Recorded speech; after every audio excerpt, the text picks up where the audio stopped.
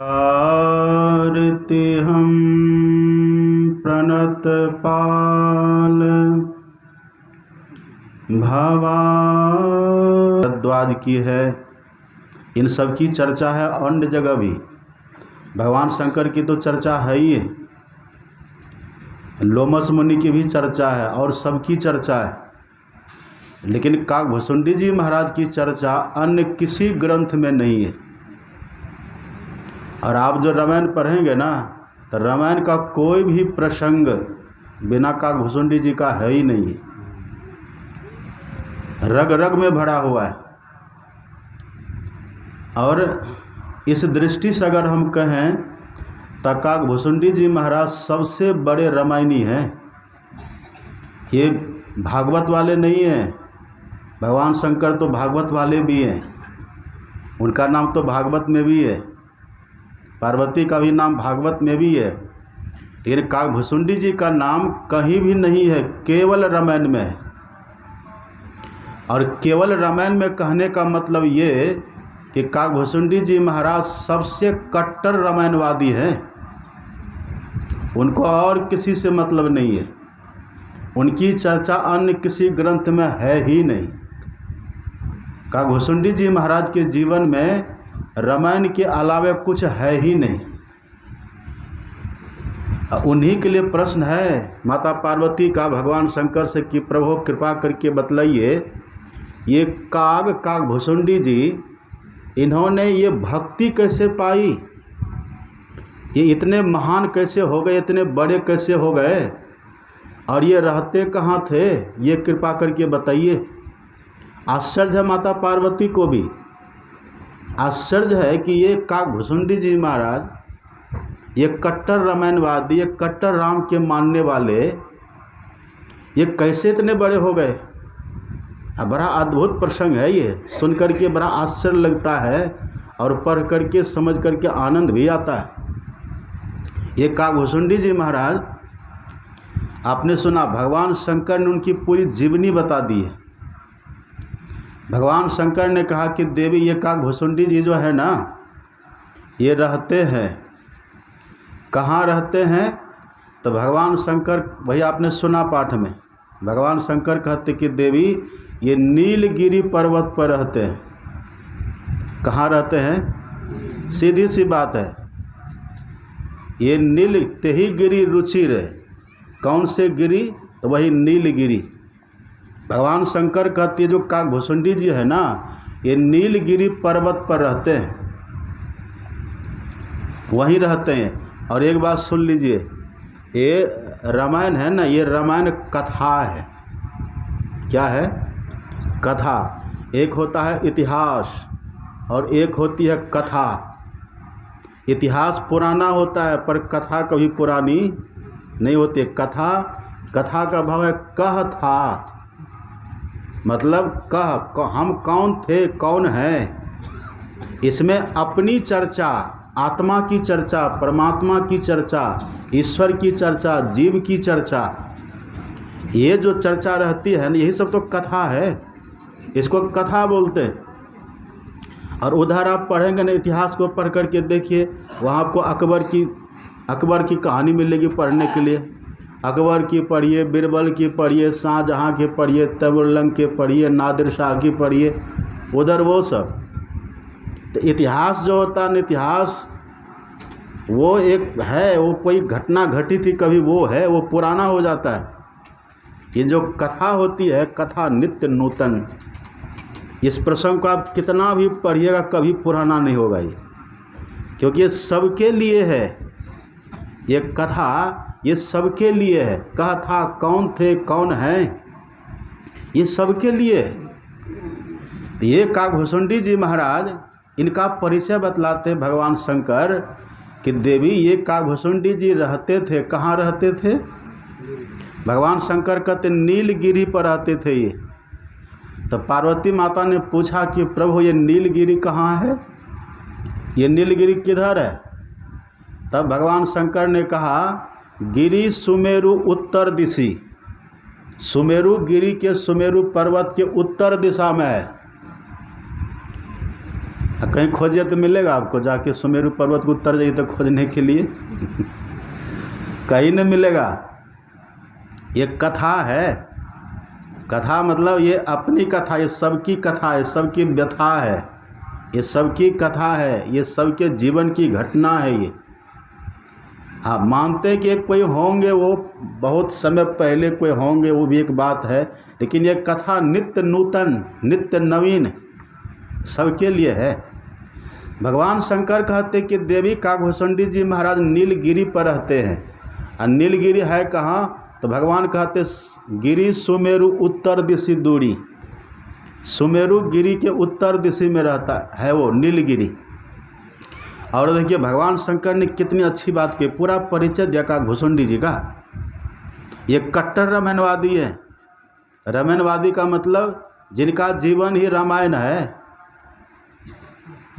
जिनका जीवन ही रामायण है। रामायण तो खूब पढ़ते हैं, रामायण को तो जीवन में खूब उतारते हैं, पढ़ते हैं, लेकिन यदि काकभूषुंडी वाली बात नहीं है तो समझिए अधूरा है। आज एक हमारे दीक्षा लिए हैं, क्या नाम है उनका? रामदेव बाबू। हाँ, वो देखिए एकदम वो एक नंबर रामायणी है वो आज दीक्षा लिए। अब बड़े प्रसन्न होकर के मैंने उनको कहा कि आपको किसी ने भेजा है? कहा कि ना ना, हमको किसी ने नहीं भेजा है, हमने खुद से समझ करके आपका सत्संग सुन करके प्रसन्न होकर के तब ले रहा हूँ। यद्यपि मेरा कहने का भाव ये था कि आपका संस्कार जगा है, आपको किसी ने चुना है, आपको सदगुरु महाराज जी ने चुना कि ये पक गया है, ये योग हो गया है, सुयोग हो गया है, उसको यथार्थ ज्ञान मिलना चाहिए। नहीं तो बाल का आदि उत्तरकांत पढ़े पंडित बुझे संत, खग की भाषा खग ही जाने कहते हैं ना। आज इन्होंने दीक्षा ली, दीक्षा लेके बड़े गदगद है, बड़े प्रसन्न है, सत्य ज्ञान मिला है ना, बड़े प्रसन्न है। दीक्षा लेने के समय सबसे ज़्यादा प्रसन्न वही थे, हम देख लेते हैं ना, हम अध्ययन भी करते हैं। सबसे ज़्यादा प्रसन्न, सबसे ज़्यादा संतुष्ट, तृप्त वही थे। ज्ञान तो पहले से है ना, कितनी चौपाइयों को याद किए हैं, कितना दोहा उनको याद होगा, पढ़ते रहते रामायण। हमको कहा भी कि बाबा एक बात हम कह देते हैं, हम बोले कहिए दीजिए क्या बात है। तो वो कहते हैं कि बाबा हम रामायण पाठ कभी नहीं छोड़ेंगे। तब बोले हम भी तो रोज़ नहीं देखना, सत्संग में रोज़ रामायण पाठ होता है। यहाँ की तो बात आप छोड़िए, जो हमारा केंद्र कुप्पा घाट है ना, कुप्पा घाट में रोज़ रामायण पाठ होता है। 3 बजे से जाके सुनिए, रोज़ प्रतिदिन। रविवार को तो केवल 60 सटीक का पाठ होता है, बाकी उधर 6 दिन बचा ना, क्या दिन बचा? 6 दिन जो बचा, 6 दिन क्रम से लगातार रामायण का पाठ होता है, रोज़ होता है। तो हम सब तो खुदे रामायणी हैं तो बड़े खुश हैं। यही काकभूषुंडी जी महाराज ऐसे कट्टर रामायणी है। आप काकभूषुंडी की चर्चा कहीं न आप पढ़ेंगे, एकमात्र इसी रामायण में है। आश्चर्य की बात है। हाँ, और कहीं छिटफुट किसी रामायण में ही होगा इनकी चर्चा, अन्य किसी दूसरे ग्रंथ, भागवत में तो कहीं नाम भी नहीं है काकभूषुंडी जी, कहीं नहीं, किसी पुराण में इनका नाम नहीं है। अब गरुड़ पुराण भले कहीं हो तो हो, उसमें कहीं चर्चा होगी, उसको हमने पढ़ा नहीं है, इनकी चर्चा कहीं नहीं है। ये कट्टर रामायणवादी है, ये रामायणी है ये। भगवान शंकर कहते कि देवी ये जो काकभूषुंडी जी है ना, ये रहते नील पर्वत के ऊपर। और नील पर्वत पर जहाँ ये रहते हैं वो पर्वत भी बड़ा विचित्र है। भगवान शंकर कहते हैं कि देवी जिस पर्वत पर काकभूषुंडी जी रहते हैं ना, उस पर्वत में केवल 4 चोटी है। और चारों चोटी कैसी है? तो कनकमय। आपने सुना ना पाठ में, तासु कनकमय शिखर सुहाए, और चारू मोरे मन भाए। चारी का मतलब होता है 4, और चारू का मतलब होता है सुंदर। भगवान शंकर कहते हैं कि सुंदर 4 कनकमय चोटी है। कनक का मतलब क्या होता है? कनक का मतलब सोना। वो जो नीलगिरी पर्वत है ना, नीलगिरी पर्वत की जो 4 चोटियां हैं, वो चारों चोटी सोने की बनी हुई है। समझ रहे हैं? यदि नरेंद्र मोदी को पता चल जाए कि नील पर्वत है कहीं और सोना की चोटी, तो छोड़ देंगे वो? इतने बहादुर हनुमान है वो। अगर उनको पता चल जाए कि कहीं पर नीलगिरी पर्वत पर सोना है, तो सबको झांसा दे के, चाहे पाकिस्तान हो, अफगानिस्तान हो, अमेरिका, इंग्लैंड, कोई हो, सबको वो ठेंगा दिखा करके जाके वहाँ से सोना ले आएंगे। लेकिन रहेगा तब तो ले आएंगे। ये कहीं है ही नहीं बाहर में। भगवान शंकर कहते कि देवी 4 चोटी उसकी है। और चारों कैसी है? भगवान कहते कनकमय। कनक मतलब क्या? सोना। मय का मतलब जहाँ सोना के सिवा कुछ है ही नहीं। There is nothing but gold. जहाँ सोना के सिवा कुछ है ही नहीं, सोना ही सोना जहाँ है। अब कल्पना करिए, वो जगह है। भगवान शंकर कहते हैं 4 चोटी या चारों सोना से भरा हुआ है, स्वर्णमय है, जहाँ कुछ दूसरा है नहीं, सोना ही सोना केवल है। अद्भुत बात है कि नहीं? अद्भुत बात है ये। तीसरी जो बात कहते भगवान शंकर कि देवी उस सोने की चोटी पर 4 पेड़ लगा हुआ है। ये तो और गजब बात है। पेड़ कहाँ लगता है? पेड़ जमीन पर न लगता है कि लोहा पर लगेगा? लोहा पर कोई पेड़ उगता है? अब लोहा की बात छोड़िए, अगर ज़मीन भी हो, अब बंजर ज़मीन हो, तो वहाँ पर पेड़ लगता है? बंजर पर लगता है। जब बंजर मिट्टी में भी पेड़ नहीं लगता है, तो लोहा पर लगेगा? पत्थर पर लगेगा? वहाँ का सोना पर लगा हुआ है। सोना के ऊपर में पेड़ खड़ा है, पेड़ लगा हुआ। कभी देखे? ऐसा हो सकता है क्या? ये सब असंभव। ये सब ये नहीं कि हाँ होगा, ऐसा हो ही नहीं सकता। ये बाहर की बात है ही नहीं। और अगली बात देखिए, सबसे आश्चर्य की जो बात और है, भगवान शंकर कहते कि देवी उस नीलगिरी पर्वत की 4 चोटी है, वो सोने की चोटी कनकमय है, स्वर्णमय चोटी है। और चोटी के ऊपर में एक तालाब है। चोटी के ऊपर में तालाब होता है कि पहाड़ के तलहटी में तालाब होता है? तालाब कहाँ होता है? पहाड़ के चोटी पे कभी तालाब देखे कहीं? लेकिन भगवान शंकर कहते कि पहाड़ की चोटी पर तालाब है। अब सोचिए आप, तालाब जब भी होता है तो तालाब क्या बोले? तालाब जब भी होता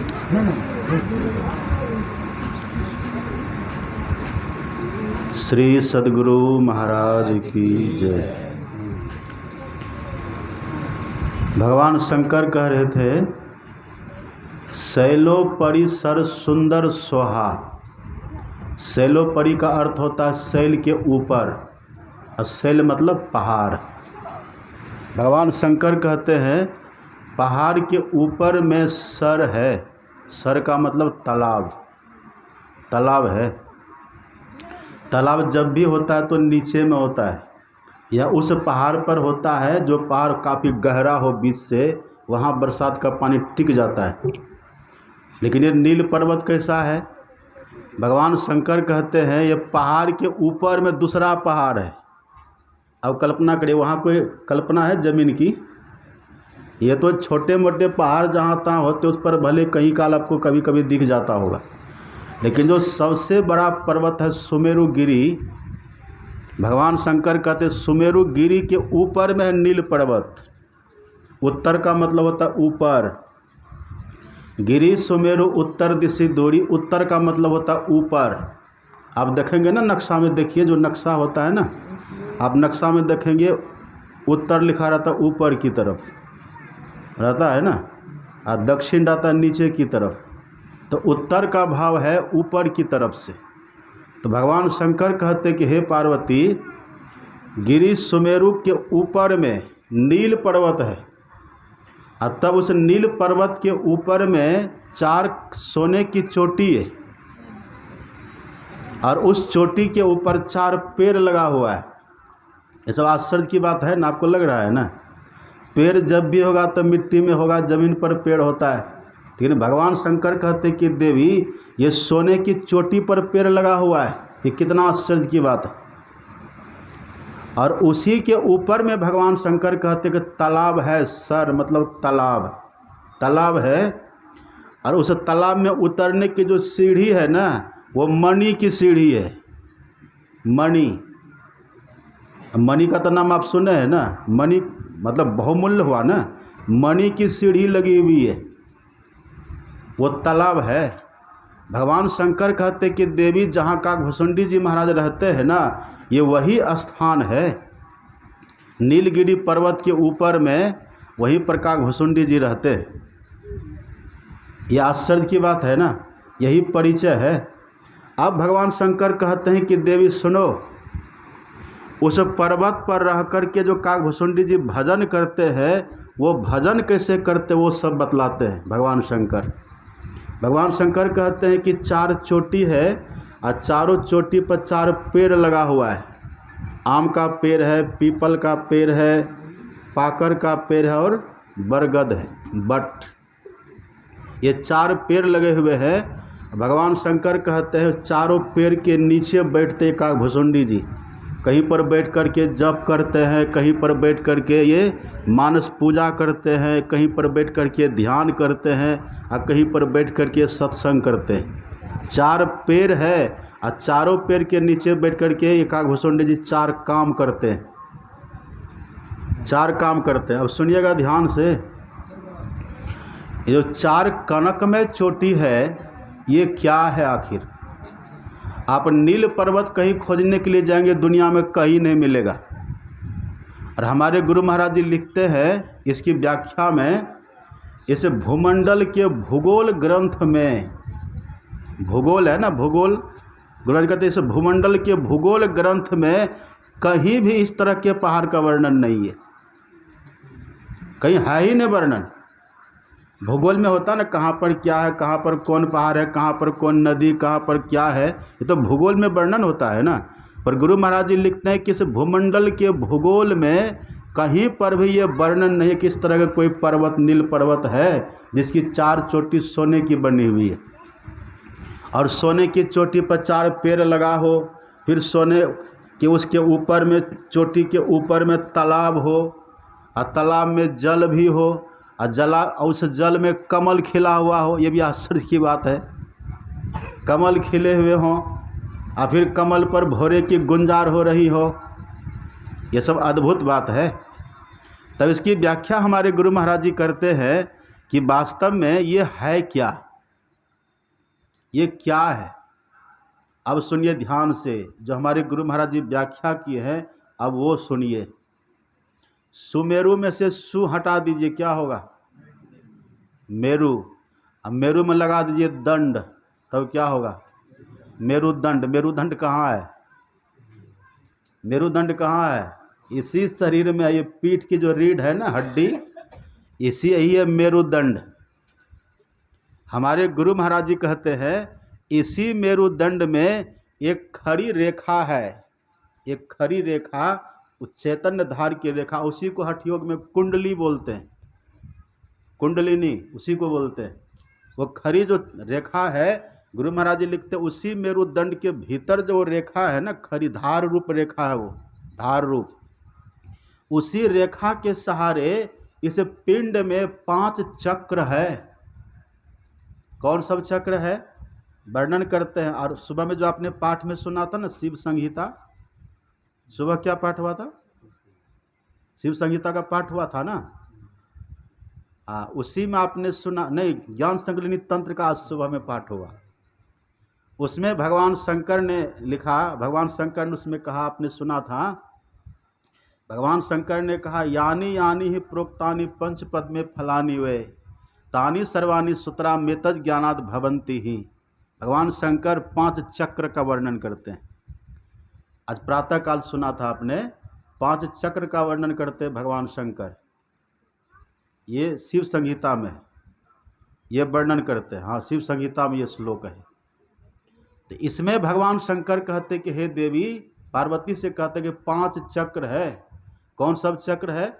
भगवान शंकर कहते हैं पहला चक्र है मूलाधार चक्र, जिसको गुदा चक्र भी कहते हैं।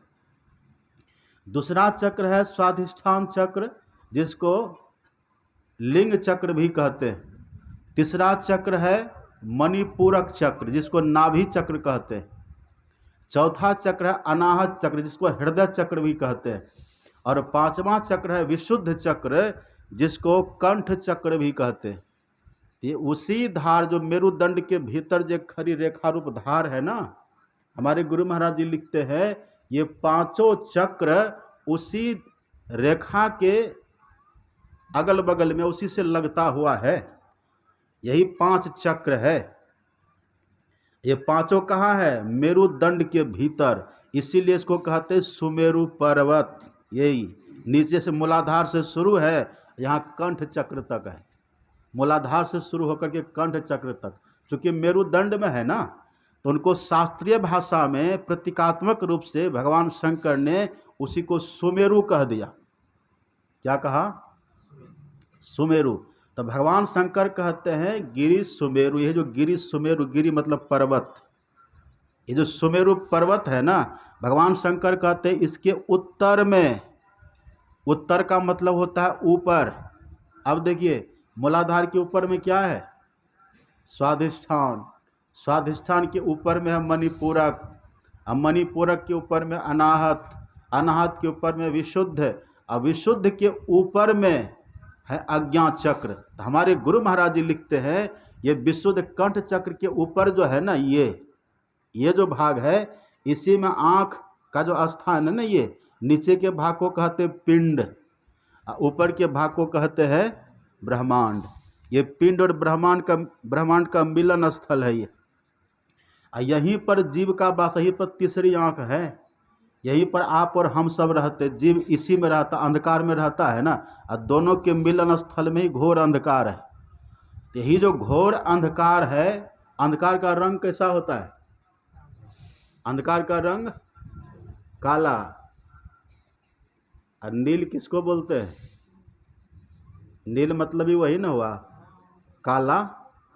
नील मतलब भी वही है। ये जो आंख बंद करने के बाद जो घोर अंधकार अपने भीतर दिखता है, वही नीलगिरी पर्वत है। ये सुमेरु गिरी के ऊपर, उत्तरोत्तर जो ऊपर की तरफ है ना, मूलाधार है, फिर स्वाधिष्ठान है, फिर मणिपूरक है, फिर अनाहत है, फिर विशुद्ध है, अब फिर ऊपर यही जो पिंड ब्रह्मांड का मिलन स्थल है, आंख बंद करने के बाद जो घोर अंधकार अपने भीतर में दिखता है, वही है नील पर्वत।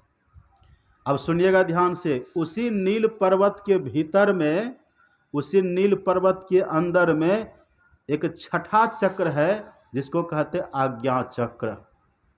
क्या कहते हैं? आज्ञा चक्र कहते हैं।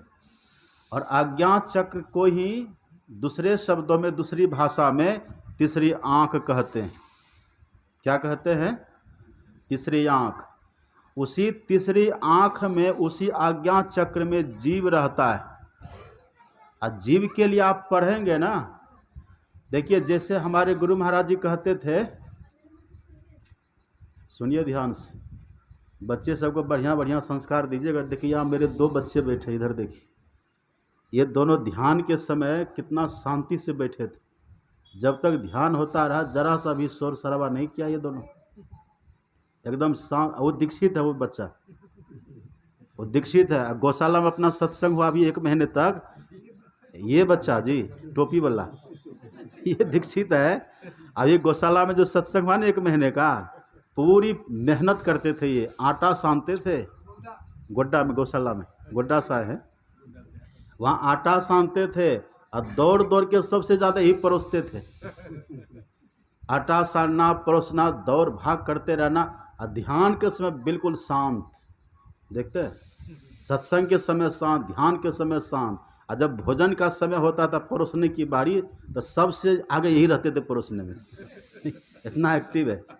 ऐसा संस्कार दीजिए आप सभी बच्चे को। देख अभी ध्यान के समय कितने बच्चे हल्ला कर रहे थे, हैं? उनकी माँ बैठे बैठे सारा करती, चुप रहो। ऐसे करने से चुप रहेगा? संस्कार दीजिए अपने बच्चों को बढ़िया। सत्संग में उसको भी लाइए, आराम से बैठाइए, उनको घर में प्रणाम करने की आदत डालिए, तब संस्कार अच्छा बनेगा। क्या कह रहे थे हम? यही पर जो है ना, यही अंधकार में आज्ञा चक्र है। और उसी को तीसर नेत्र भी कहते हैं। क्या कहते हैं?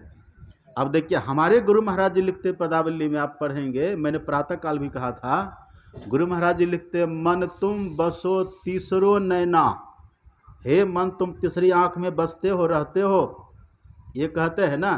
फिर आगे देखिए क्या लिखते हैं। आगे गुरु महाराज जी लिखते हैं तन संग त्यागी त्यागी उड़ी लीजो, उड़ो। उड़ता कौन है? उड़ता कौन है? पक्षी उड़ता है ना। उड़ने वाला काम तो चिड़िया का होता है, पक्षी का काम है। तो गुरु महाराज जी कहते उड़ो, तन संग त्यागी त्यागी उड़ी लीजो, उड़ो। ये उड़ने वाला काम पक्षी का होता है। और आप पढ़िएगा, सूरदास जी महाराज की वाणी पढ़िए, वो खुलासा कहते हैं। वो कहते जा दिन मन पंछी उड़ी जई हों। पंछी बात आ गई ना। जा दिन मन पंछी उड़ी जई हों, ता दिन तेरे तन तरुवर के सवे पात झड़ी जई हों। तो पंछी, मन को क्या कह देते हैं? पंछी। पंछी है ना ये। पंछी मतलब पक्षी। कौवा क्या था? ये का घुसुंडी का मतलब क्या होता है? कौवा। तो कौवा भी तो पक्षी ही न है। यहाँ पर मन कौन सा पंछी नाम नहीं बताया, बस पंछी केवल कह दिया। यहाँ पर कहते काग भुसुंडी, ये पक्षी है। गुरु महाराज जी कहते तन संग त्यागी त्यागी उड़ी ले जो उड़ो। और सुनिए, हमारे गुरु महाराज जी ने कहने कृपा की है, जैसे दूध के भीतर घी रहता है। घी कहाँ रहता है? दूध के भीतर। अब भीतर का मतलब ऊपर से चैन लगा दिया है। भीतर का मतलब दूध में मिल करके दूध के भीतर घी है। और सच पूछिए ना, घी के आधार पर ही दूध की सत्ता है। उसे घी निकाल लीजिए, फिर वो दूध बचता है। वो कहते महुआ घोर हो गया, क्या क्या लोग कह देते हैं उसको। तो दूध घी है ना। जैसे गुरु महाराज जी कहते थे, जैसे दूध के भीतर घी रहता है, इसी तरह से मन के भीतर में चेतन रहता है। जैसे घी के आधार पर दूध की सत्ता है ना, ऐसे चेतन के आधार पर मन की सत्ता है। चेतन न रहे तो मन कुछ है ही नहीं। चेतन के आधार पर, चेतन की सत्ता पर मन है। ये मन को कहते चिड़िया। सूरदास जी को साधारण थे। जिस स्थिति में तुलसीदास जी महाराज है ना, उसी स्थिति में सूरदास जी महाराज भी हैं।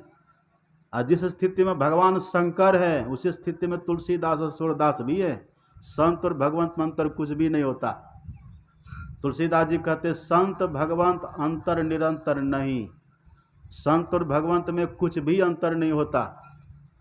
और भी आप पढ़ेंगे रामायण में, भगवान राम का वचन है। राम भगवान कहते हैं, आप पढ़ेंगे भगवान राम का वचन है, अब जनि करहु विप्र अपमाना।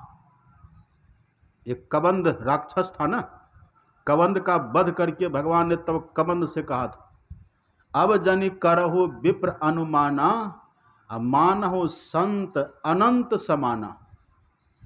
जो संत होते हैं अनंत, अनंत कौन है? ईश्वर परमात्मा समान है। राम भगवान बोल रहे, राम वो बोल रहे। यहाँ तो समान कहे हैं। और आप पढ़ेंगे ना रामायण में, जब माता सबरी की झोपड़ी में भगवान गए हैं, वहाँ तो भगवान बोले कि सातम समोही में जग देखा, अब मौते संत अधिक करी लेखा। उनको मुझसे विशेष समझो। तो संत भगवंत में अंतर नहीं, एक ही होते हैं। हाँ, विशेष इसलिए होते हैं क्योंकि वो ईश्वर का ज्ञान हमको देते हैं। राम सिंधु घन सज्जन धीरा, चंदन तरु हरि संत समीरा। राम समुद्र के समान हैं और संत होते हैं बादल के समान। समुद्र के पानी को आप पी नहीं पाएंगे, लेकिन जब वही पानी बादल में आता है, बादल में आने के बाद जब बरसता तो पेय हो जाता है। इसी तरह से संत महापुरुष जो होते हैं, ईश्वर के अनंत ज्ञान को, ईश्वर के कठिन ज्ञान को, ईश्वर के अगम ज्ञान को, जो इंद्रियों से अतीत है, इंद्रियातीत ज्ञान है, उस ज्ञान को भी संत महापुरुष सहज बना करके, सुगम बना करके तब बतलाते हैं, तो उसको हम धारण करते हैं। इसलिए भगवान कहते वो बड़े हैं। तो संत महात्मा कल्याण करते हैं। संत महात्मा चलता फिरता तीर्थराज होते हैं। क्या होते हैं? वो तरह तरह का युक्ति करके, विधि विधान करके, तरह तरह का कर्मकांड करके, है ना, तरह तरह की युक्ति निकाल करके, भेद निकाल करके, वो कैसे किस जीव का कल्याण होगा वो तरीका निकालते रहते हैं। उनका एक ही काम है। आप वेद में पढ़ेंगे ना, वेद में बड़ी बड़ी बातें लिखी है, सब बातों को लिखने के बाद अंतिम में वेद भगवान ने कहा जीव के कल्याण करने का काम एकमात्र संत सदगुरु का है, बस। बाकी सृष्टि करना किसी का काम है, पालन करना किसी का काम है, संहार करना किसी का काम है, हवा चलाना किसी का काम है, ये सब किसी किसी का काम है। लेकिन जीव का कल्याण कैसे हो, जीव का उद्धार कैसे हो, इस जीव को शाश्वत सुख शांति कैसे मिले, ये काम एकमात्र संत सदगुरु का है। बोलिए प्रेम से श्री सद्गुरु महाराज की जय। ये काम और दूसरे का नहीं होता। तो संत महात्मा देखते कहाँ पर कौन किया है, वो वेद के ज्ञान को, उपनिषदों के ज्ञान को अपनी वाणी में कह कह करके समझाए। जा दिन मन पंछी उड़ी जइयो। और देखिए संत महात्मा देखते कि किनके साथ कैसा व्यवहार करें, किनका कल्याण किस तरह से होगा। यदि संत महात्मा कुछ कर रहे तो आप ये मत समझिए उसके भीतर कोई स्वार्थ है, उनके भीतर परोपकार की भावना रहती है। वो परोपकार है ना, वो परोपकार की भावना से कुछ करते हैं। एक कहानी सुन लीजिए। बीच में शंकराचार्य जी महाराज, जगतगुरु शंकराचार्य जी महाराज थे ना, वो पूरी पृथ्वी पर भ्रमण करते रहते थे। भगवान शंकर के अवतार माने जाते हैं। भगवान शंकर के अवतार और गोविंद पादाचार्य के शिष्य, है ना, और बड़े उच्च आत्मोन्नति के शिखर पर पहुँचे हुए महापुरुष थे। ये जहाँ तहाँ विचरण करते थे, भ्रमण करते रहते थे, और ये भिक्षा मांग के गुजारा करते थे। आप कल्पना करिए, जो संत हैं जिनके पीछे पीछे लक्ष्मी चलती हैं, वो भिक्षा मांग करके तब जहाँ जो कुछ मिल जाता था ना वही खा करके तब ये गुजारा करते थे। शंकराचार्य जी महाराज की जीवनी में कथा आती है, वो मांगते मांगते एक गांव में जाते हैं। एक गांव में जब गए तो जहाँ तहाँ कुछ मांगे, जहाँ तहाँ सत्संग भी किए, कुछ मांगते आगे निकल रहे थे। रास्ते के किनारे में एक बूढ़ी माई का घर, एक बूढ़ी का घर था। बूढ़ी माई उसमें अकेले रहती थी। शंकराचार्य जी ने देखा, त्रिकालदर्शी महापुरुष। अब बूढ़ी के घर में एकदम टूटी मरैया, टूटा फूटा घर, छप्पर टूटा हुआ, एकदम ऐसे जैसे तैसे घास लगा है, कबाड़ फेंका हुआ है, न कहीं झाड़ू न झंकर न कोई सफाई, ऐसे। उसी में एक बूढ़ी माता जी भीतर पड़ी हुई है। शंकराचार्य जी जाते हैं उनके दरवाजे पर, कहते भिक्षाम देही। हम लोगों ने सुना, कहा कैसा महात्मा, ये इनको भिक्षा लेना चाहिए किसी अमीर के घर में, जो मकान बिल्डिंग वाले उनके यहाँ, ये झोपड़ी में जाकर कह भिक्षाम देही। शंकराचार्य जी ने कहा कि हमको पता नहीं क्या, हमको कहाँ भिक्षा मांगनी है। अब वहाँ उस झोपड़ी के बाहर खड़े हो कहते भिक्षाम देही, कई बार आवाज़ लगाए। तो भीतर से बूढ़ी लड़खड़ा करके बोलती है, लड़खड़ा के बोलती, यहाँ कुछ नहीं है। शंकराचार्य जी कहते कुछ दे दो माता, कुछ दे दो।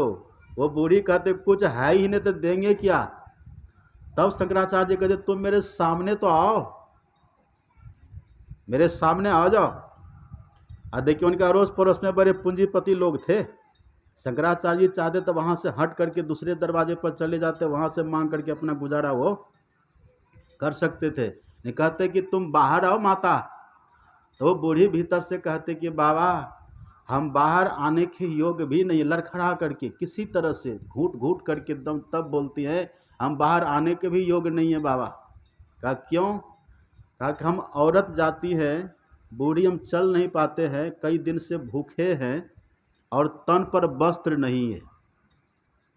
शंकराचार्य जी ने, अब देखिए उनकी वो स्थिति है, शंकराचार्य जी ने उनके देह जो दुपट्टा था ना, ये एक ओढ़ते थे एक पहनते थे, वो अपना ही चादर उसको ऊपर से फेंक देते हैं कि माता इसको पहन करके तब बाहर निकलो, इसको पहनो बाहर निकलो, बाहर तो जरूर निकलो। और लोग चारों तरफ से देख रहे क्या हो रहा है। शंकराचार्य जी ने अपना दुपट्टा दिया और वो बूढ़ी माता ने देखा कि हट ही है कोई जोगी। जोगी हट तो आप जानते हैं ना, त्रिया हट तो सब कोई जानते, बाल हट भी आप जानते, पर जोगी हट सबसे बड़ा हट होता है। जोगी जो ठान लेना मन में फिर पीछे नहीं हटते वो।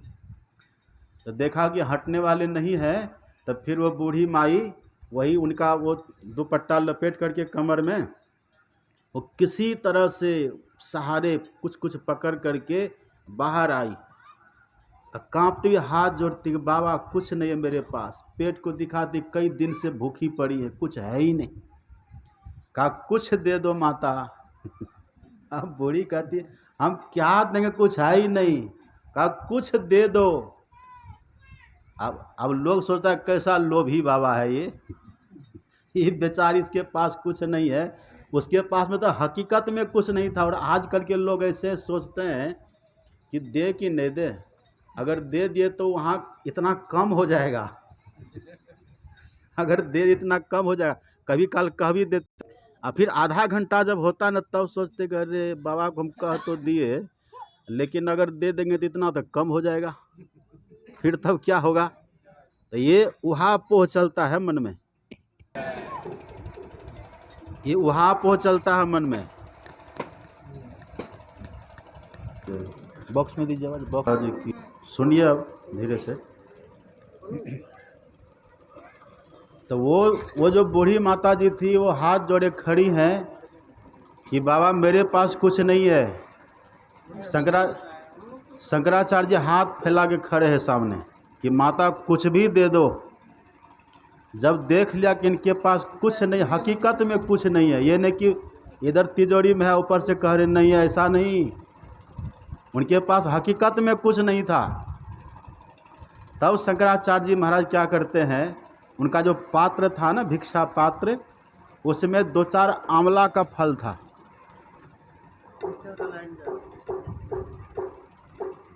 श्री सद्गुरु महाराज की जय। उसमें आंवला का फल था। तो शंकराचार्य जी महाराज ने अपने भिक्षा पात्र से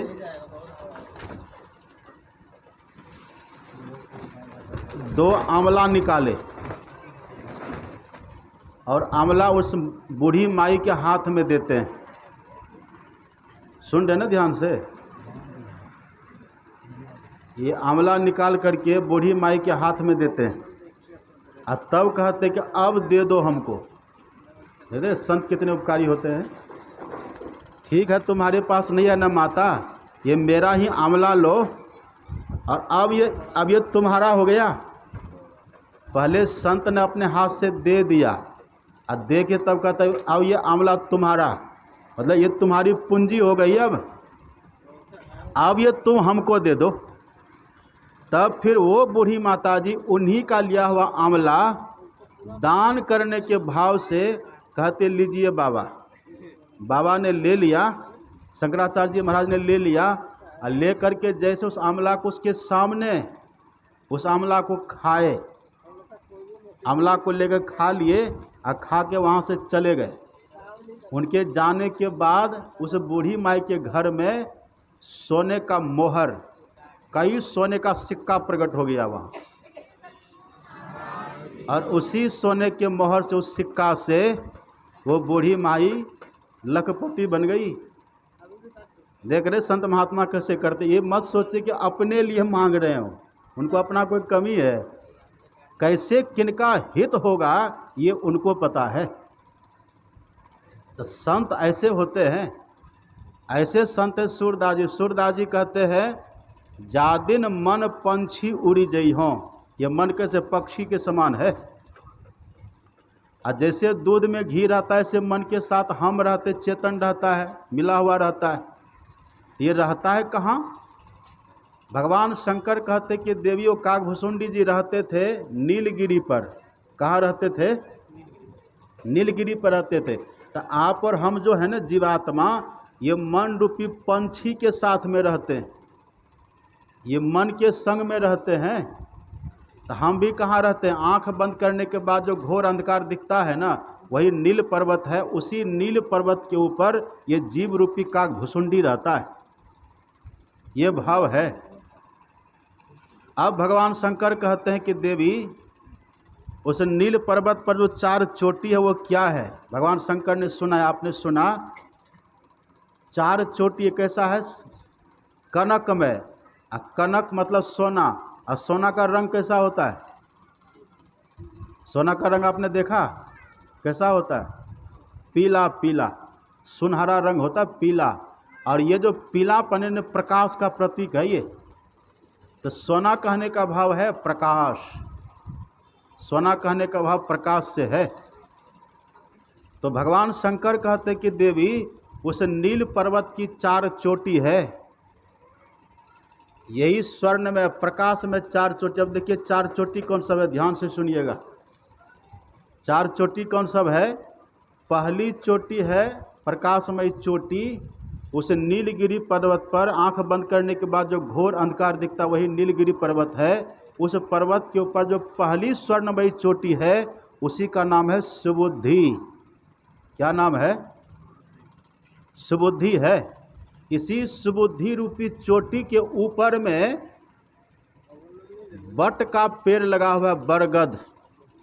ये बरगद का पेड़, बरगद का पेड़ किसको कहते हैं? आपने देखा होगा बरगद के पेड़ को।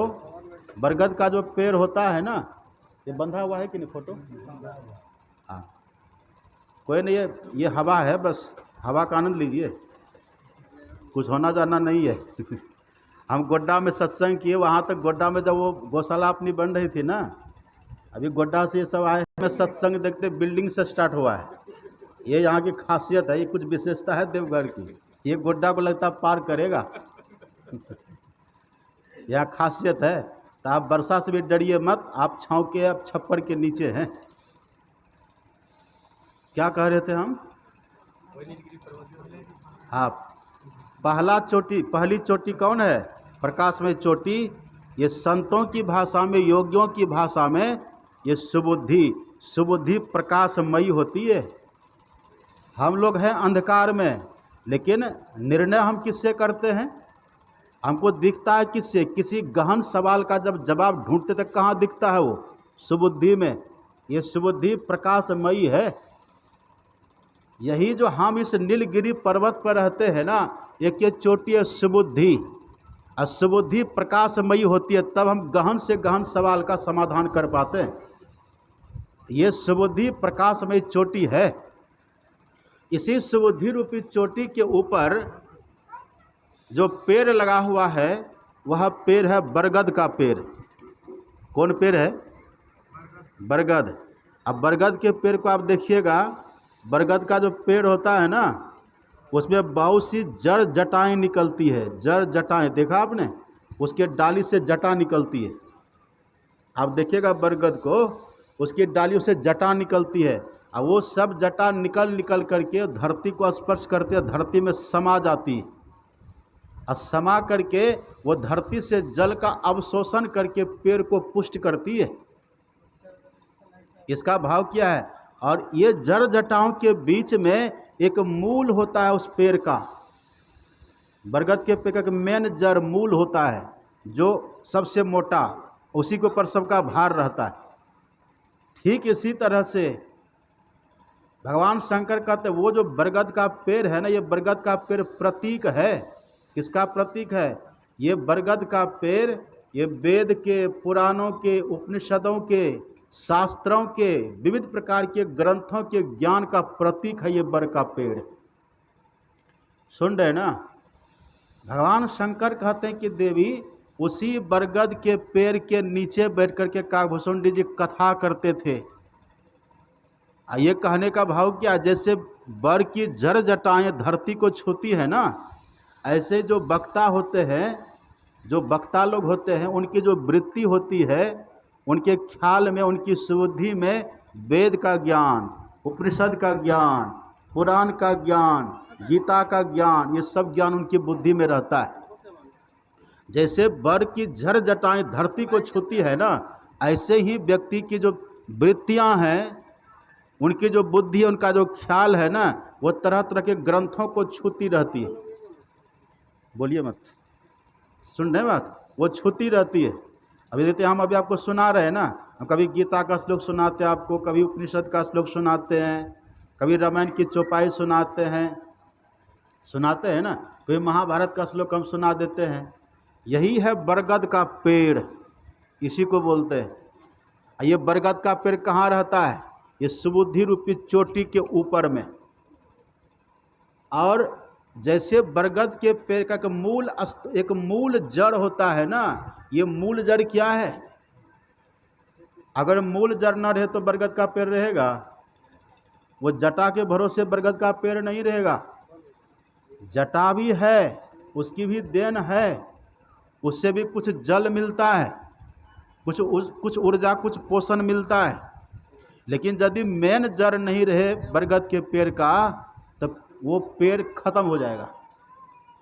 ऐसे ही भगवान शंकर का तो ये जो काकभुसुंडी जी है ना, इनके पास वेद का ज्ञान, पुराण का ज्ञान, सब ज्ञान तो था ही, और साथ साथ जैसे बर की मेन जड़ एक होती है ना, ऐसे इनकी जो चेतना है ना, जैसे मेन जड़ पृथ्वी में लग करके एकदम जल तक जाती है, ऐसे इनकी जो चेतना ने ईश्वर को स्पर्श कर रही है। ये ईश्वर को छूते हुए, ईश्वर का ज्ञान ले करके तब वेद पुराणों के आधार पर ये सुनाते हैं। इसी को बोलते हैं, कैसे कर दीजिए, छोड़ दीजिए ना, आज की जय, ठीक करके छोड़ दीजिए। अब बस ख़त्म करेंगे और थोड़ी देर में ख़त्म करेंगे। तो ये अनुभव ज्ञान है बरगद पेड़ का मूल जड़। और श्रवण ज्ञान, मनन ज्ञान, स्वाध्याय वाला ज्ञान, वो है जड़ जटाएं, वो जटा के समान है। ये सब कहाँ रहता है? सुबुद्धि रूपी चोटी के ऊपर में है। सुबुद्धि रूपी चोटी के ऊपर में वेद शास्त्र ज्ञान रूपी ये बरगद का पेड़, उसी के आश्रित रह करके ये कथा करते हैं। तो पहली चोटी कौन है? सुबुद्धि। और दूसरी प्रकाशमयी चोटी, कनकमयी चोटी, आस्तिक भाव। आस्तिक मतलब क्या होता है? आस्तिक ये अस्थि शब्द से बना हुआ। अस्थि, अस्थि का मतलब होता है हाँ। अस्थि का मतलब, ये संस्कृत का शब्द है। अस्थि का अर्थ होता है हाँ। तो कौन है? ईश्वर है। तो जो ईश्वर को मानने वाले होते हैं उसको बोलते हैं आस्तिक। हमारे सद्गुरु महाराज जी कहते हैं, आस्तिक बुद्धि जिनके पास है, समझिए उनके पास एक प्रकाशमयी चोटी है। ये आस्तिकता प्रकाशमय होती है।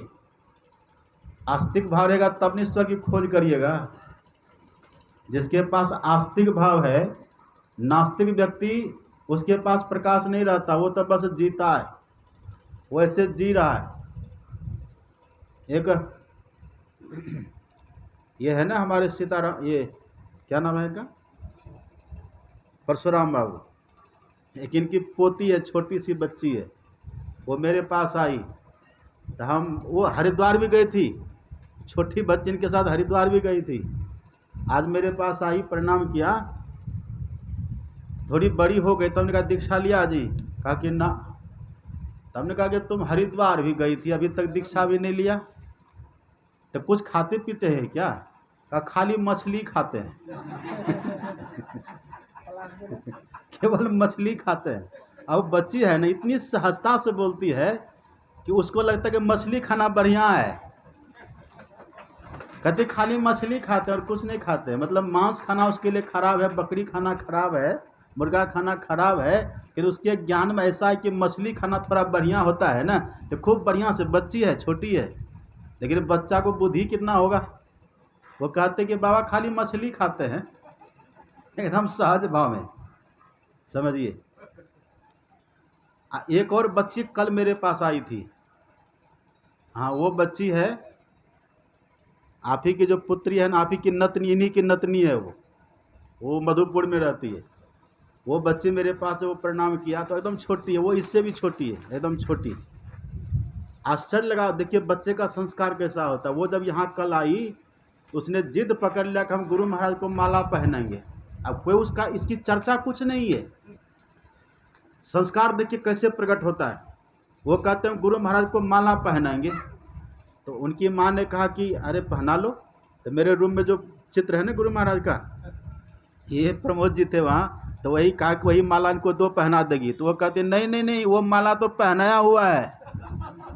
देखिए एकदम छोटी बच्ची है, छोटी है, कहती है माला पहनाया हुआ है। वो ठीक से बोल भी नहीं पाती, नाक से बोलती है, अभी घंघिया करके बोलती है। वो कहती है माला पहना ही नहीं, हमको वो माला दो जो पहनाया हुआ नहीं है। उन्होंने कहा कि देखिए इसका संस्कार बोल रहा है। ये तो कल की चर्चा है ना। कल के पहले जब मेरे पास आई थी तब उसको मैंने कहा था कुछ खाती पीती है? कहा हाँ हैन खाते हैं, हैन मतलब मुर्गा खाते हैं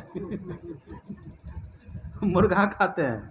तो हमने कहा अब मत खाना, अब नहीं खाएगी? कहा कि ना अब नहीं खाएंगे। तो कल उनकी माँ बताई कि जो घर गए ना, यहाँ के बाद घर गई, उसका भाई सब खा रहा था। तो कहती इस घर में कोई मांस नहीं खाएगा, ऑर्डर उसका। देखिए बच्चे का संस्कार कैसा। वो कहती कि इस घर में कोई मांस नहीं खाएगा, ऑर्डर। ऑर्डर तो नहीं बोली, मतलब ऑर्डर उसका ऑर्डर के लहजे में बोलती है, इस घर में कोई मांस नहीं खाएगा। कहा क्यों? कहा बाबा ने कहा है। बोलिए श्री सद्गुरु महाराज की। उनके जो माँ थी ना खड़ी, माँ की शिकायत करते बाबा ये माँ खाती है माँ। देखिए संस्कार कैसा होता है। ये नास्तिकता है, ये नास्तिकता, अंधकार। उस बच्चे ने कहा हम केवल मछली खाते हैं, मतलब उसको लगता है कि मछली बढ़िया चीज़ है। उसको ये नहीं दिख रहा है कि मछली भी एक हिंसा है, और हिंसा सबसे बड़ा अधर्म है। और अधर्म कोई करे और सोचे कि सुख से रहे, संभव है? अधर्म करिएगा तो दुख तो जीवन में आएगा, बरबस दुख आएगा, बलात् दुख आएगा, आता है। ये नास्तिक भाव है। नास्तिकता को प्रकाश नहीं होता, नास्तिकता अंधकारमय होता है। उसका जीवन अंधकारमय होता है। जब तक जिएगा तब तक अंधकार में रहेगा, और मरेगा तो अंधकार में, घोर नरक के अंधकार में, घोर नरक में जाता है। इसलिए हमारे गुरु महाराज जी कहते हैं आस्तिकता है अंधकारमय, ये नास्तिकता, और आस्तिकता है प्रकाशमय। जहाँ आस्तिक भाव है समझे वो प्रकाश में जी रहा है। अब आस्तिकता जो उसके भीतर में है ना, वो खोजेगा आखिर भगवान है तो किधर है, भगवान है तो कहाँ है। महर्षि दयानंद का नाम आपने सुना है ना। महर्षि दयानंद वो शिवालय में गए थे पूजा, जब छोटे थे ना बच्चे में, शिवालय गए थे पूजा करने के लिए। तो पूजा करके जो उनकी माँ थी, पिताजी थे, सब तो चले आए, और दयानंद सरस्वती ने कहा कि हम आज रात में यहीं रहेंगे। और देखिए वो आस्तिक थे, उनके मन में है कि जब ये भगवान शंकर का शिवालय है, अभी तो भगवान शंकर हमको दिखे नहीं, वो बोले नहीं माता पिता को, पर ये भाव मन में लेकर के, खोज है, एक प्रकाश है जीवन में, ये खोज लेकर के वो वहीं रह जाते हैं। रात में वहीं रह गए, और मन में भाव है कि जब भगवान शंकर का शिवालय है और दिन भर पूजा किए, जब भगवान शंकर हमको नहीं दिखे, इसका मतलब रात में दिखेंगे। बच्चे थे ना, इसका मतलब रात में दिखेंगे। तो वहीं रह गए। अब आगे में शिवलिंग है, यहाँ बैठ करके एक टक देख रहे हैं कि भगवान शंकर कब आएंगे। बच्चा आस्तिकता है भीतर, प्रकाश। देखिए ये प्रकाश है, दिखता है। अब किधर आएंगे भगवान शंकर, कब आएंगे भगवान शंकर, वो प्रतीक्षा कर रहे बैठे हुए। इतने में क्या देखते हैं, भगवान शंकर तो नहीं आए, एक चूहा आ गया, एक छोटा सा चूहिया। वो चूहा का बच्चा चूहिया, वो आती है। वहाँ जो प्रसाद जो चढ़ा था ना, जो मिठाई चढ़ी हुई थी, तो अब ये महर्षि दयानंद ने जैसे देखा चूहिया को आते हुए, अब ये सजग है, सावधान है, अब भगवान शंकर आएंगे चूहा को भगाने के लिए। बच्चा है ना, पहले ये मन में बात बैठी है कि भगवान शंकर है, अब है तो वो दिखेंगे, यही प्रकाश है, यही दिखता, अब वो दिखेंगे। अब महर्षि दयानंद वहाँ प्रतीक्षा में कि जब चूहा आया है, इसका मतलब अब भगवान शंकर भी आएंगे। ये लगता है चूहा उसके आने की सूचना दे रहा है। लेकिन चूहा वहाँ आया और शिवलिंग के पास जितनी मिठाइयाँ थी सबको चुन चुन करके वो खा रहा है। खाते खाते फिर दूसरी चूहिया, फिर तीसरी चूहिया, अब कई चूहिया वहाँ आकर के सब मिठाई को खा लिया। ये प्रतीक्षा में कि अब आएंगे, अब आएंगे, अब आएंगे, वहाँ कहीं आवे। सब चूहिया सब मिठाई को खा करके भाग गई, अब भगवान शंकर आए नहीं।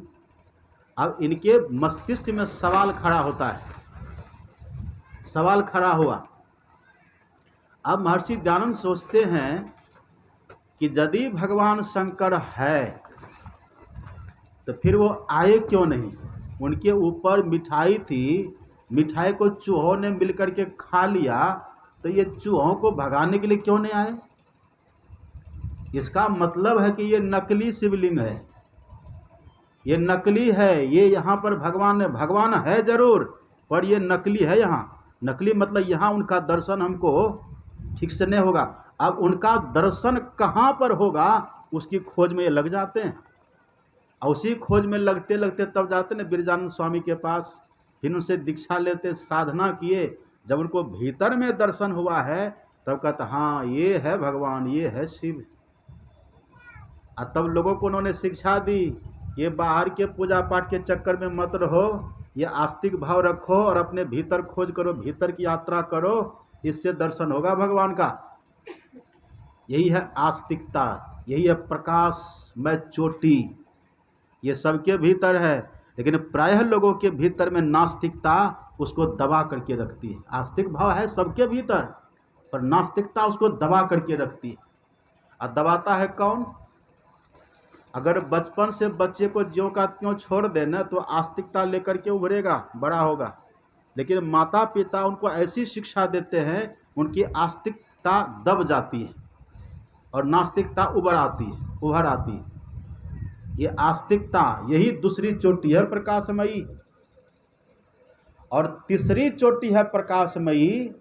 जो आस्तिक व्यक्ति होते हैं ना, जिनको ईश्वर में बड़ी आस्था होती है, तो उनको इसी आँख से भगवान के दर्शन करने का एक शौक रहता है भीतर में। इस आँख से किनका दर्शन होता है? इस आँख से किनका दर्शन होगा? वो निर्गुण निराकार ब्रह्म का दर्शन होगा? नहीं होगा। इस आँख से जब भी दर्शन होता है सगुण साकार भगवान का दर्शन होता है। सगुण साकार भगवान का दर्शन। सगुण साकार भगवान बहुत है, निर्गुण निराकार एक है और सगुण साकार अनेक है। राम भगवान है, कृष्ण भगवान है, भगवान शिव हैं, दुर्गा माँ है, काली माँ है, भगवान सूर्य है, हनुमान जी है, ये सब है ना। गंगा माँ है, पार्वती माँ है, सीता माँ, ये सब है ना। और गहिल माँ है, गाँव घर में बहुत तरह के देवी देवता हैं। फिर संत कबीर है, गुरु नानक हैं, बुद्ध हैं, महावीर हैं, सदगुरु महाराज जी हैं। ये सब सगुण साकार ईश्वर है। इन सगुण साकार ईश्वर में से किसी एक ईश्वर के प्रति पूर्ण प्रेम, पूर्ण समर्पण, अटल श्रद्धा, यही है तीसरी चोटी प्रकाशमयी। समझ रहे हैं बात? यदि आपको किसी एक इष्ट में अनन्य प्रेम है तो समझिए आपके भीतर एक तीसरी प्रकाशमयी चोटी है। आप है अंधकार में, पर यदि आपको किसी एक के प्रति आस्था है आपके भीतर प्रकाश है, और वो सगुण साकार ईश्वर के प्रति अचल श्रद्धा, अटल निष्ठा, यही प्रकाश स्वरूप तीसरी चोटी है ना। हम लोग क्या गाते हैं रोज? श्री सद्गुरु की सार शिक्षा याद रखनी चाहिए और अति अटल श्रद्धा प्रेम से गुरु भक्ति करनी चाहिए। यही है प्रकाशमयी चोटी, सगुण साकार ईश्वर के प्रति, जिनमें आपकी श्रद्धा किसी एक के प्रति। अब किसी एक के प्रति का मतलब क्या? गुरु ने आपको जिनको इष्ट बनाने के लिए कहा। आज हमने दीक्षा बहुतों को दिए और सबको हमने कहा कि मैं केवल आपको दीक्षा बतला रहा हूँ, गुरु नहीं बन रहा। आपके गुरु हैं गुरु महाराज जी, आपके गुरु भी गुरु महाराज जी और आपके इष्ट भी गुरु महाराज भी। इनके प्रति बहुत प्रेम रखिए। अभी आप राम को भूल जाइए, कृष्ण को भूल जाइए, शिव को भूल जाइए, दुर्गा काली सबको भूल जाइए, अथवा दुर्गा में भी गुरु महाराज को देखिए, काली में भी गुरु महाराज को देखिए, शिव में भी गुरु महाराज को देखिए, सब में गुरु महाराज को ही देखिए। एक मय हो जाइए, केवल गुरु महाराज के प्रति साधना रखिए, श्रद्धा रखिए। जब ऐसा भाव आप रखेंगे ना, और तब जब जप ध्यान करेंगे पहले आपको इनका दर्शन अपने भीतर में होगा, इनका दर्शन, और इनके दर्शन करने के बाद तब आप जिनका दर्शन करना चाहेंगे ना उनका दर्शन आपको हो जाएगा और ओरिजिनल रूप का दर्शन होगा। त्रेता में राम भगवान कैसे थे? फोटो तो नकली है सब। त्रेता में राम किस रूप में आए थे वो ओरिजिनल आपको दिख जाएगा, हकीकत कैसे राम थे, क्या थे, सब दिख जाएगा, सब दिखेगा वहाँ।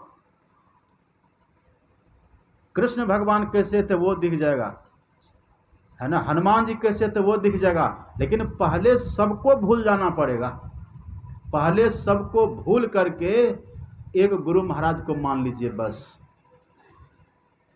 गुरु सम और नहीं, गुरु सम आन, कैसे कहते हैं वो, गुरु की नित्य कर पूजा, अब मैं ही इन सम आन नहीं दूजा, इन सम आन नहीं दूजा, और फकत गुरु ही आधारा। फकत, फकत का मतलब क्या होता है? केवल, मतलब गुरु के सिवा कोई नहीं। एक बार ये भाव रखिए, ऐसा जब भाव रखेंगे ना यही हो जाएगा वो प्रकाशमय तीसरी चोटी। गुरु महाराज के प्रति अनन्य श्रद्धा, अनन्य निष्ठा, यही है प्रकाश रूपी चोटी, तीसरी चोटी। और इसी प्रकाशमय चोटी के ऊपर में आम का पेड़ लगा हुआ है। आम का मतलब क्या हुआ? आम पेड़ का मतलब हुआ, आम का अर्थ होता है संस्कृत में, आम का अर्थ होता है संस्कृत में हाँ। क्या होता है? हाँ। हाँ का मतलब है आशा कभी छोड़िए नहीं। हम गुरु महाराज जी को मानते हैं, आज न कल हमको गुरु महाराज जी का दर्शन अवश्य होगा। आशा से मत डोल रे, यही आम का प्रतीक है। आस्तिक भाव यही आम का प्रतीक है। और वो जो है ना सगुण साकार ईश्वर के प्रति अटल प्रेम, ये तीसरी चोटी है प्रकाशमय चोटी। इसके ऊपर आम का पेड़, आशा रूपी पेड़ है। और आस्तिक भाव ईश्वर है, ये प्रकाशमय चोटी के ऊपर पाकर का पेड़ है। पाकर, पाकर का मतलब गुरु युक्ति को प्राप्त करना, प्राप्त करना, पाकर का पेड़ है वो। और चौथी चोटी है वो भी प्रकाशमय चोटी है। उसके लिए हमारे गुरु महाराज जी कहते हैं वो प्रत्यक्ष में प्रकाश रूप है। और वो प्रकाश दिखता दिव्य दृष्टि प्राप्त होने के बाद। जो अपने भीतर में दृष्टियों की साधना करते हैं ना उसको प्रत्यक्ष में प्रकाश दिखता है।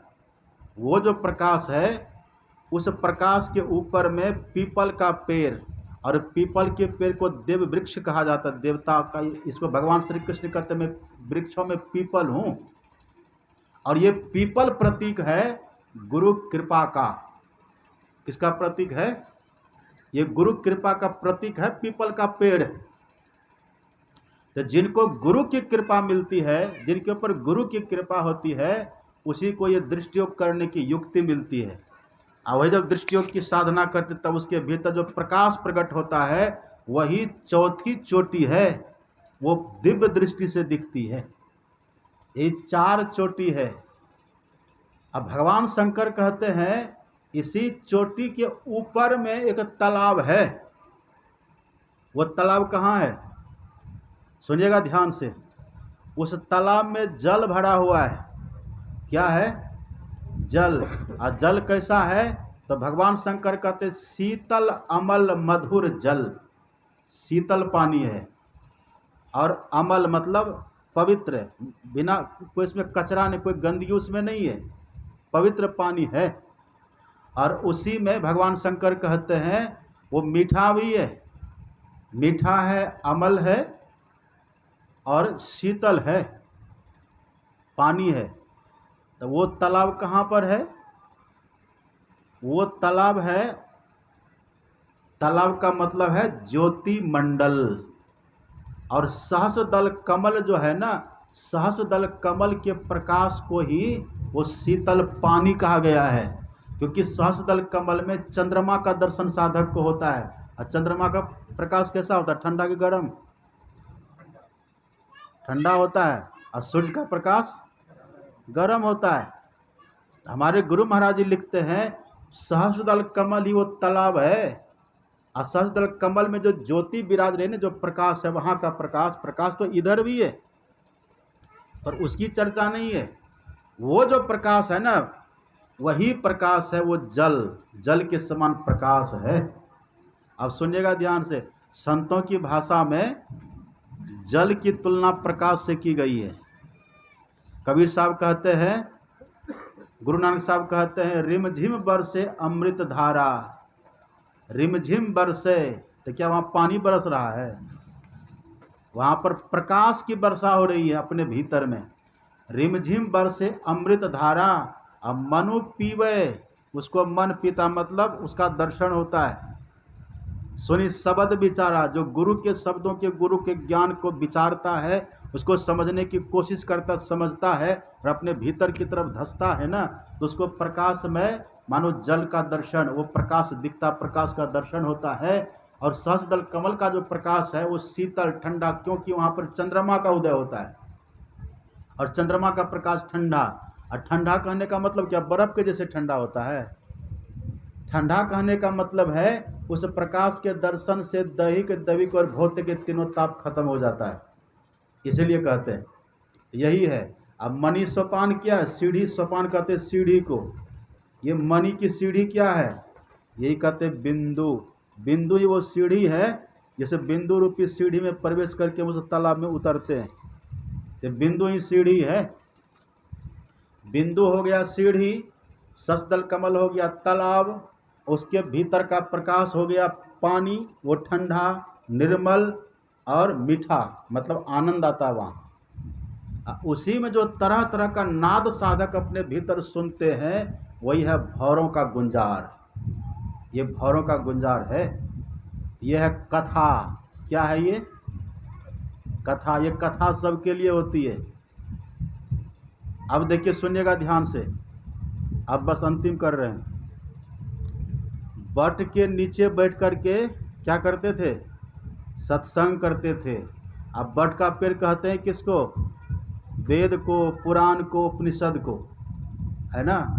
मतलब काकभुसुंडी जी के पास ये सब ज्ञान था और तब रामायण की कथा करते थे। मतलब रामायण की कथा की पुष्टि करते थे वेद के श्लोक से, उपनिषद के श्लोक से, वेद मंत्र से, उपनिषद के मंत्र से, तरह तरह के शास्त्रों पुराणों के ज्ञान से रामायण की कथा को पुष्ट करते थे। वो है काकभुसुंडी। यही है वट के नीचे रह के कथा करने का भाव। समझ रहे हैं आप लोग कि केवल टुक टुक देख रहे हैं? समझिए। और दूसरा पेड़ है पाकर का। पाकर पेड़ के नीचे बैठ के क्या करते थे? जाप यज्ञ पाकर तर करई। पाकर पेड़ के नीचे बैठ करके जप करते थे। अब पाकर पेड़ क्या है? पाकर का मतलब होता है प्राप्त कर। क्या होता है?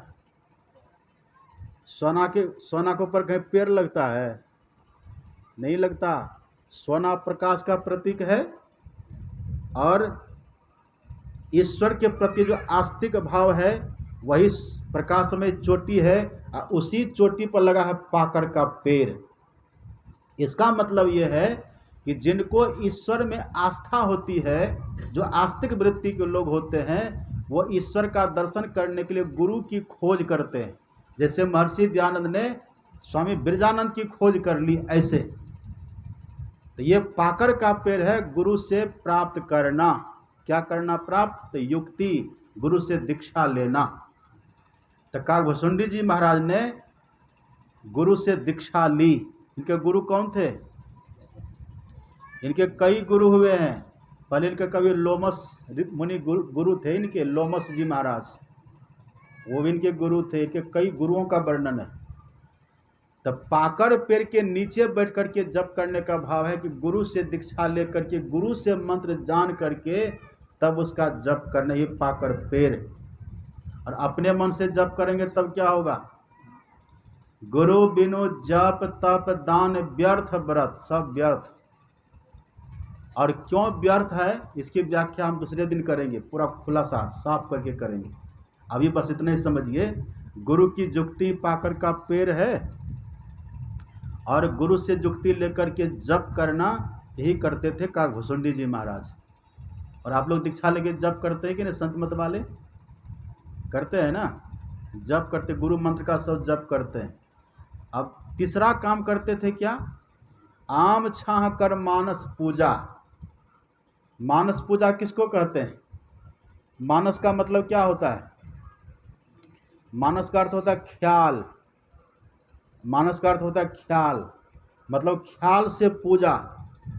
ये पूजा कौन करते थे? काकभूषुंडी जी महाराज। और इस कलयुग में करते थे, वर्णन आता है वो गुरु रामानंद स्वामी, स्वामी रामानंद, सुना ना अपने नाम? स्वामी रामानंद रामायणी थे, रामानंदी। रामानंदी कहाँ से चला? वहीं से नहीं चला है स्वामी रामानंद। तो स्वामी रामानंद, उनके शिष्य कौन थे? कबीर साहब। एक बार स्वामी रामानंद जी महाराज अपनी झोपड़ी में बैठ करके यही मानस पूजा कर रहे थे।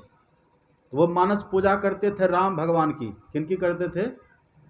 देखिए, हम लोग जिसको मानस ध्यान कहते हैं ना, हम लोग कहते हैं मानस ध्यान, और वही है मानस पूजा। थोड़ा सा अंतर है, वो अंतर में आपको सुनाते हैं। मतलब गुरु रामानंद स्वामी राम भगवान की मानसी पूजा करते थे। एक बार अपनी झोपड़ी में बैठ करके वो पूजा कर रहे थे, आंख बंद करके, और राम भगवान की मानसी पूजा कर रहे थे। तो आंख बंद करके वो कल्पना कर रहे कि हम राम भगवान को स्नान करा दिए मन से। ये सच्ची घटना है, गुरु रामानंद स्वामी की घटना है ये। आंख बंद करके ध्यान कर रहे हैं, और ध्यान में देख रहे हैं कि मैंने राम भगवान को स्नान करा दिया। फिर देखता, स्नान करा करके उनको हमने सिंहासन पर बैठाया। फिर सिंहासन पर बैठा करके उनको हमने तरह तरह का वस्त्र, तरह तरह का सुंदर सुंदर वस्त्र पहना दिया, आभूषण पहना दिया, सब कुछ पहना दिया, और मुकुट भी पहना दिया। मुकुट, सब कुछ, मुकुट भी, वस्त्र भी पहना दिया। सब कुछ पहनाने के बाद माला पहनाना भूल गए। क्या पहनाना भूल गए? माला। अब रामानंद स्वामी ध्यान कर रहे, मानसिक पूजा कर रहे हैं।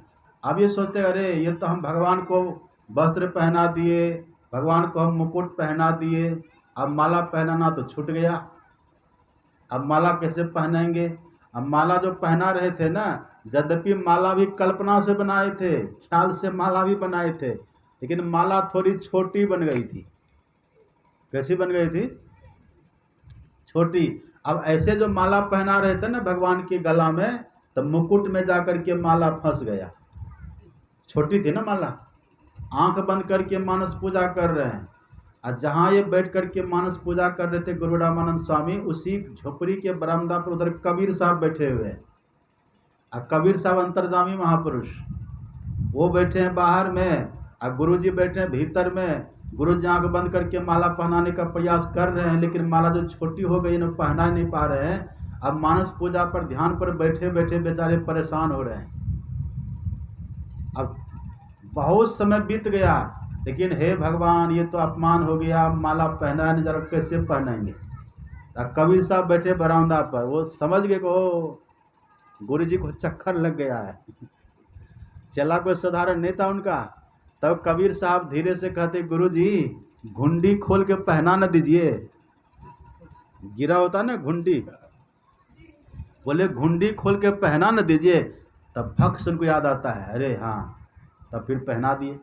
यह है मानस पूजा। मतलब मानस पूजा में ख्याल के ही भगवान बनाते हैं, ख्याल के भगवान की मूर्ति बनाते हैं, ख्याल से भगवान का वस्त्र बनाते हैं, ख्याल से भगवान का आभूषण बनाते हैं। ये जो आप बाहर में चढ़ाते हैं ना, फल फूल, ये सब, इससे बहुत गुना ज़्यादा महत्व है इसका। आंख बंद करके बैठे हैं और प्रत्यक्ष में भगवान की सब सेवा कर रहे, इसको कहते हैं मानस पूजा। किसको कहते हैं? ये मानस पूजा है। ये करते थे काकभूषुंडी जी महाराज। और हम लोग क्या करते हैं? हम लोग करते हैं मानस ध्यान। मानस ध्यान में क्या होता है? बस आंख बंद करके ख्याल से गुरु महाराज को हम, अब ये तो दीक्षा की बात है ना, आंख बंद करके हम दर्शन करेंगे। कैसे दर्शन करेंगे? ये भी एक विधि होती है देखने की, एक विधा। कैसे अपने भीतर देखेंगे, वो दीक्षा में खुलासा करते हैं। आंख बंद करके वहाँ हमको कुछ नहीं करना, केवल गुरु महाराज का दर्शन करना बस। इसको कहते हैं मानस ध्यान। अब मानस पूजा में क्या होता है, अनेक तरह की सामग्री लेकर के तब उनकी हम पूजा करते हैं। एक ही बात है, दोनों एक ही बात है। मानस पूजा की चाहे मानस ध्यान की एक ही बात है, लेकिन उसमें थोड़ी सामग्री को बनाते हैं मन से, इसमें बस केवल देखते हैं, बस यही थोड़ा सा फर्क है, ज़्यादा कुछ नहीं है। ये हम लोग करते हैं कि नहीं। का घुसुंडी जी सत्संग करते थे वेद पुराणों के अनुकूल, तो वो हम लोग करते हैं। आप देखते हैं रोज वेद का पाठ होता है प्रातःकाल, उपनिषद का पाठ होता है रोज, सतवानियों का पाठ होता है रोज। तो वो सत्संग हमारा भी करते हैं। पाकर पेड़ के नीचे बैठ कर के जप करते थे, मतलब गुरु से दीक्षा लेकर के जप करते थे, वो हमारा भी करते हैं। संत मत में ये सब होता है। और आम छाह के नीचे बैठ कर के मानस पूजा करते थे, मतलब अपने इष्ट के प्रति अनन्य श्रद्धा लेकर के तब मानस पूजा करते थे का घुसुंडी जी महाराज। तो हम लोग भी गुरु महाराज के प्रति अनन्य निष्ठा लेकर के मानस ध्यान करते हैं। बात मिल रही है कि नहीं, मिल रही है ना बात। अब भी हम लोग रामायणी है कि नहीं है, हम लोग कट्टर रामायणी है, आप चिंता मत करिए। और हम लोग असली रामायणी है। हाँ, का घुसुंडी जी के हम लोग परंपरा में चलने वाले हैं, भगवान शंकर की परंपरा में चलने वाले हैं। केवल पाठे करते रह गए, मले फेरते रह गए, तिलके छाप करते रह गए, तो वो भी ठीक है, बुरा नहीं है, पर आगे बढ़िए, का घुसुंडी के रास्ते पर चलिए, भगवान शंकर के रास्ते पर चलिए। और सुनिएगा, अब चौथा काम करते थे, पीपर तरुतर ध्यान सो धरई, ये चौथा काम है। अब अभी के लोग क्या करते हैं, केवल आंख मुंह बंद करके बैठ गए और राम भगवान का ध्यान किए, बोले कि बस हो गया ध्यान, इसी को ध्यान समझते हैं। लेकिन नहीं, यहाँ पर का घुसुंडी जी महाराज ये राम भगवान की मानसी पूजा अलग करते हैं और उसके बाद एक ध्यान करते हैं। यही है भेद की बात। अब ये कौन ध्यान करते थे, ये कौन सा ध्यान है, इसी ध्यान के ध्यान देखिए, ध्यान भी दो तरह, ये भगवान शंकर यहाँ पर बोल रहे हैं ना। भगवान शंकर से ही पार्वती माता ने प्रश्न कर दिया कि अब आप कृपा करके ये भी बतला दीजिए कि ध्यान कहते हैं किसको। ये जो आप कहते हैं का घुसुंडी जी पीपल पेड़ के नीचे बैठ करके ध्यान करते थे, आम छाँव में बैठ के मानस पूजा, तब मानस पूजा तो लोग वही समझते कि वही ध्यान हो गया। राम भगवान का आंख बंद कर लिए, भगवान राम का फोटो देख रहे हैं, चिंतन कर रहे हैं, कहते ध्यान कर रहे हैं। ये ध्यान इतने नहीं है, ये तो आम पेड़ के नीचे करते थे बैठ करके। यहाँ भगवान शंकर कहते पीपर तरुतर ध्यान सो धरे, पीपर पेड़ के नीचे बैठ करके ध्यान करते थे। तो पार्वती माता प्रश्न करती हैं, हे प्रभु, जब वो मानस पूजा हो ही गया, मानस ध्यान हो ही गया, तो फिर ये ध्यान क्या है।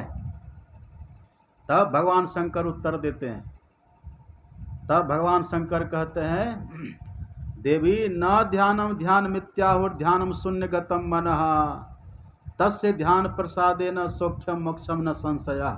हे देवी, उस ध्यान को असली ध्यान नहीं कहते हैं। किस ध्यान को, वो मानस ध्यान को, मानस पूजा को, वो असली नहीं है।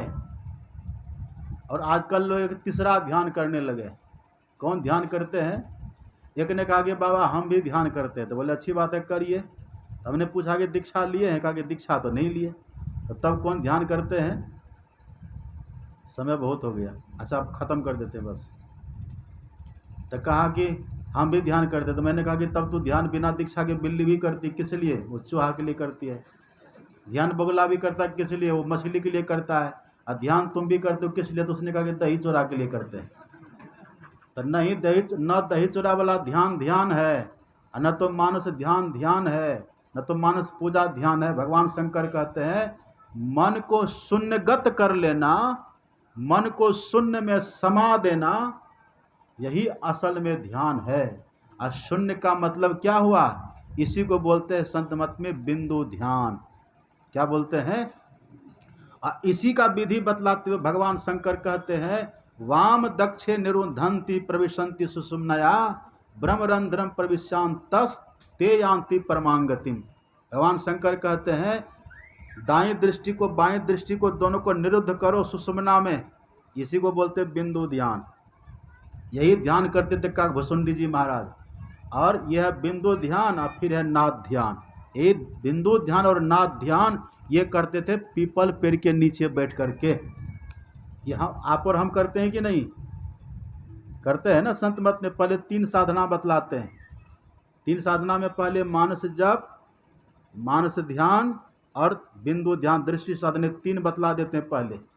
मानस जप का मतलब है मन ही मन गुरु मंत्र का जप करना। मानस ध्यान का मतलब है मन से ख्याल से इष्ट का ध्यान करना। और बिंदु ध्यान है दृष्टियों की साधना। ये 3 बतलाते हैं। और तीनों में जो सफल हो जाते हैं ना, तब चौथी क्रिया बतलाते हैं नाद ध्यान। उसी नाद के सहारे, नाद उसी जो नाद को पकड़ लेते हैं ना, उसको कहते हैं सार शब्द। सार शब्द ही नाह मिलावे और नहीं कोई। नाह मतलब ईश्वर परमात्मा। उसी नाद के सहारे, उसी सार शब्द के सहारे जीव परमात्मा से मिल लेता है। यही साधना करते थे काकभुसुंडी जी महाराज। भगवान शंकर कहते कि देवी यही साधना करके काकभुसुंडी जितने महान हो गए। यही है रामायण का मूल ज्ञान।